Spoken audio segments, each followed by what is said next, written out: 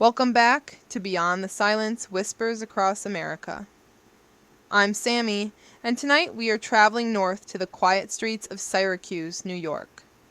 We are revisiting a case so devastating it chilled a community accustomed to the brutal realities of crime. A double tragedy that left a husband and father alone, haunted by a mystery that has lingered for over 5 decades. This is the harrowing story of Geraldine Magee and her son, John Magee Jr., a mother and child whose lives were extinguished in the sanctuary of their own home. The year was 1970. The Magee family lived a typical, hard-working American life in Syracuse. Geraldine, known to her friends as Jr.A, was 36 years old, a devoted wife and mother, deeply involved in the routines of her household and her community. Her son, John Magee Jr., was 14, a bright, energetic boy navigating the cusp of adolescence with a strong interest in science and sports. He was known for his eagerness to help his father, John Sr., an esteemed and well-respected professor and educator at Syracuse University, who dedicated his life to teaching future generations.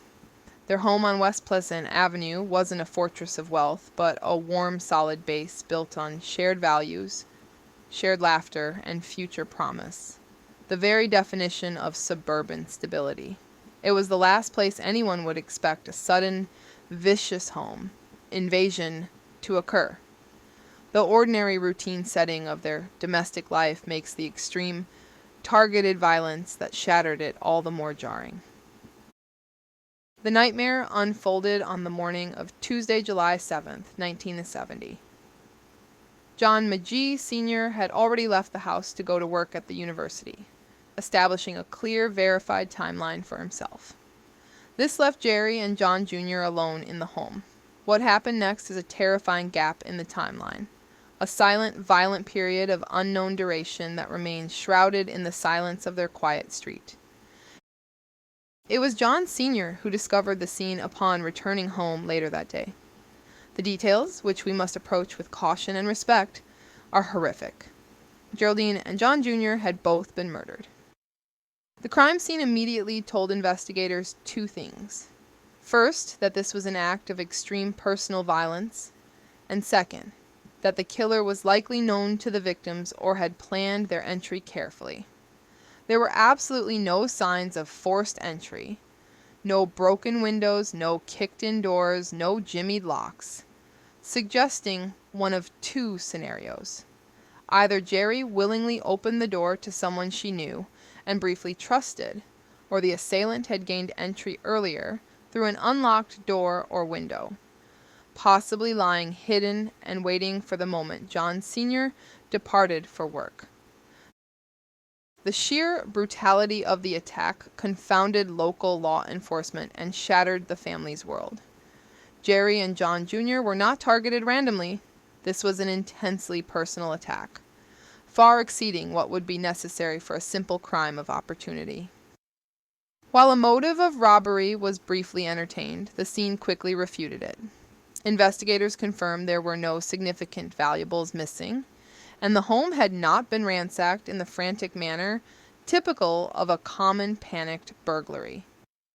This absence of a clear financial gain immediately pushed the motive toward personal grievance, revenge, or a hidden dynamic involving someone in the family's orbit. Perhaps a relationship complication, a professional rivalry, or a debt that had turned deadly. The lack of any clear, rational financial motive left investigators with the complex, emotionally charged task of digging into the Magees' private lives for a source of such calculated hatred. The immediate investigation focused heavily on the family's connections, John Sr.'s professional life at the university, and the limited physical evidence recovered from the scene. John Sr., the surviving husband and father, naturally became a person of interest, a common procedural step in cases of domestic tragedy. However, he maintained a solid and well-verified alibi. He was demonstrably at the university, performing his duties as an established academic.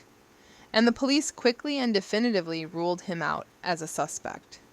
The focus then shifted aggressively outwards, toward disgruntled former colleagues, emotionally unstable students, or any acquaintances who might have harbored a deep, hidden grudge against the Magee family that culminated in this vicious double homicide. The difficulty lay fundamentally in the era itself. In 1970, forensic science lacked the advanced tools available today. DNA testing was decades away, meaning investigators relied almost entirely on subjective evidence. Fingerprints, if any, were clean, often conflicting witness statements, and microscopic trace evidence like general fibers or hairs. Because the primary crime scene was contained within the home and likely contaminated before investigators fully understood the extent of the violence, a common issue before standardized CSI protocols were established. The clean, decisive evidence needed for a quick arrest was simply not there.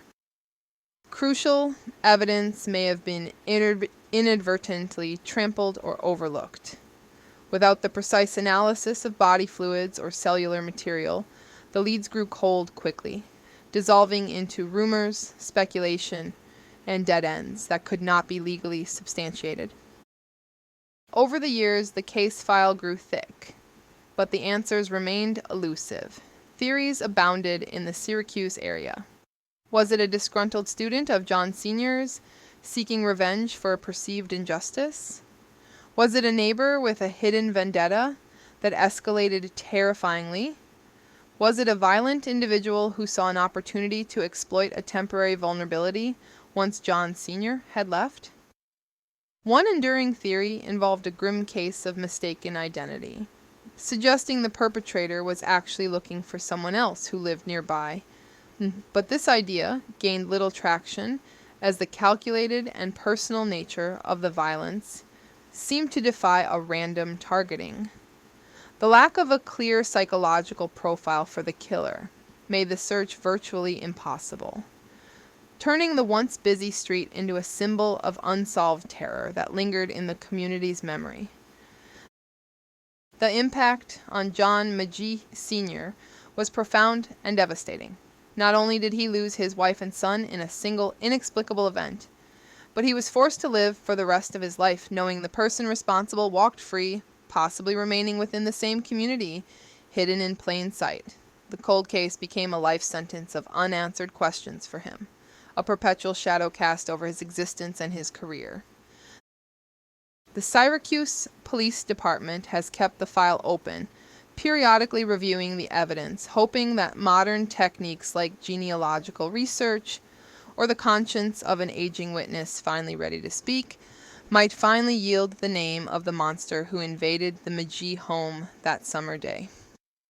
This case is a monument to the failures of early forensics and the agonizing reality that sometimes even the most meticulous planning by investigators can be insufficient when faced with a deliberate, calculated act of extreme violence that leaves behind minimal recoverable evidence. The Magee home, once a symbol of family love, now stands as a chilling reminder of the fragility of safety. That's where we'll leave it, for now. No neat answers, only the questions that refuse to stay quiet. I'm Sammy, and I'll keep telling these stories because someone out there knows something. And for people like Geraldine Magee and John Magee Jr., silence should never be the end. If a detail stood out to you, don't let it go. Share it, question it, talk about it. Stay with us. This story isn't over, and neither is our search. For more chilling mysteries and untold stories, follow and listen to Beyond the Silence, Whispers Across America on all major podcast platforms.